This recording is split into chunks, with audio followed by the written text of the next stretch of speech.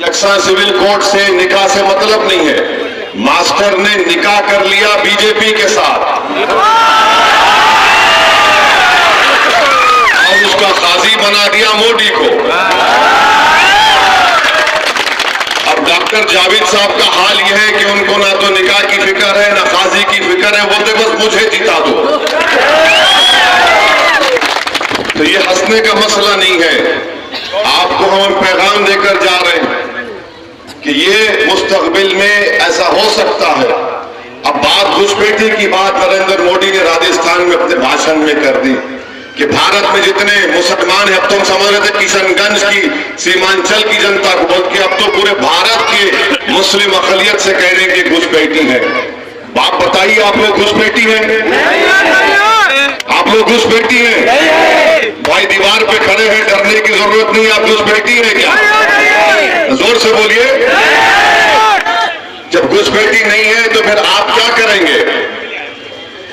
आप घुसपैठी नहीं है तो आप भारत के नागरिक हैं, शहरी हैं।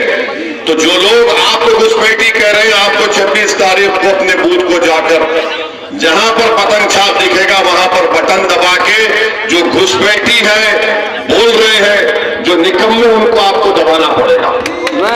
दबाएंगे ना आप लोग?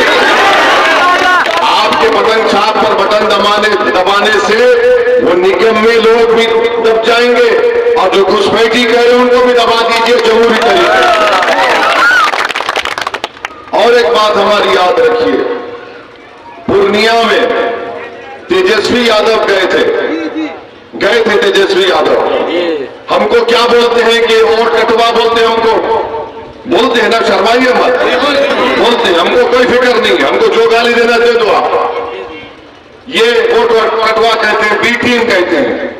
तेजस्वी यादव ने अपने भाषण में कह दिया कि अगर आप इंडी अलायंस को वोट नहीं दे सकते तो एनडीए को दे दीजिए। उनका भाषण है ये। बिल्कुल। आप ये जो क्या है, ये एबीपी का है ना चैनल, ये इन्होंने चलाया इसको, हमको इनका रिपोर्टर ने बताया। तेजस्वी यादव ने कहा अगर आप हमारे उनका औरत का नाम, महिला का नाम क्या था भाई? बीमा भारती मोहतरमा को वोट नहीं दे सकते तो बीजेपी के कैंडिडेट को दे दीजिए। उन्होंने यही कहा है। अब आप बताइए कि कौन बी टीम है? फिर आप बताइए कौन बी टीम है? हम समझ रहे थे कि नीतीश तुम्हारे चच्चा, आपको मालूम है कि मोदी भी तुम्हारा चच्चा बन गया। ये बात तो सही है नहीं है? बताइए। अरे भाई पप्पू यादव को जो उनको हराना है तो हराओ ना, मगर तुम बीजेपी को वोट दे तो कैसा कह सकते? अब आप सोचिए। और यहां पर कांग्रेस और तेजस्वी मिलकर आ रहे हैं, ये एक ही खानदान का किस्सा है। इसलिए हम आपसे कह रहे हैं कि अख्तरुल ईमान ना इनका है ना उनका, अख्तरुल ईमान आपका रहेगा हमेशा।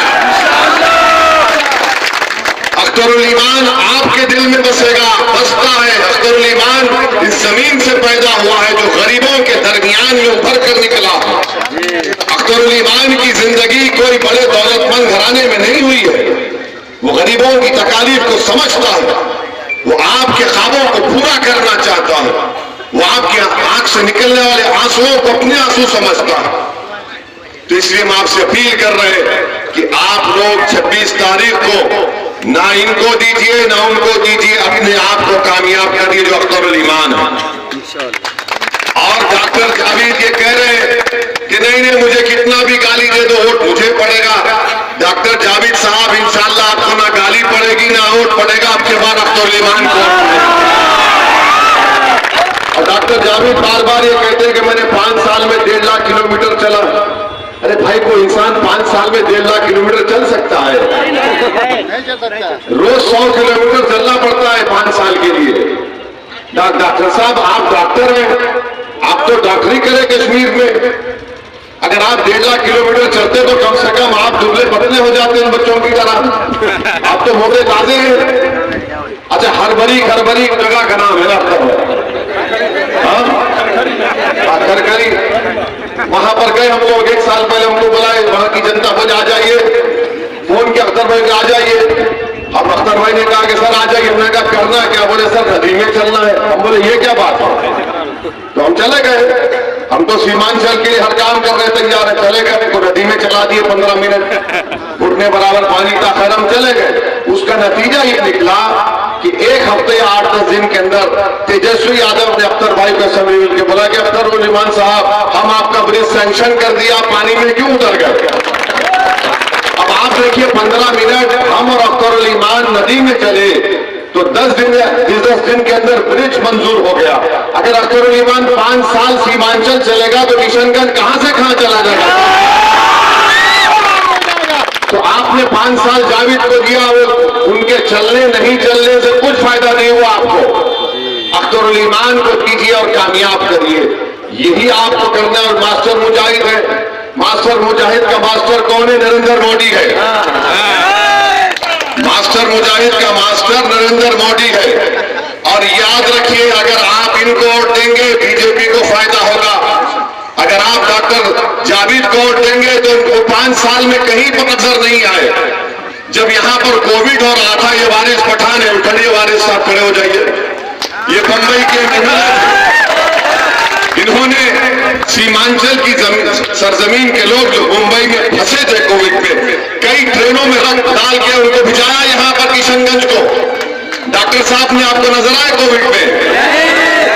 जब नजर नहीं आए तो 26 को भी नजर नहीं आना चाहिए आपको। और आपसे अब नरेंद्र मोदी के हम बताना चाह रहे हैं, नरेंद्र मोदी की बात पर खत्म करते हैं। हमारे साथ नारा लगाइए। हम आज सुबह में कुछ लिख कर लाए। हमको बड़ी तकलीफ हो रही थी कि देश का प्रधानमंत्री रहकर वो कैसे 17 करोड़ मुसलमानों को घुसपैठी कह सकता है।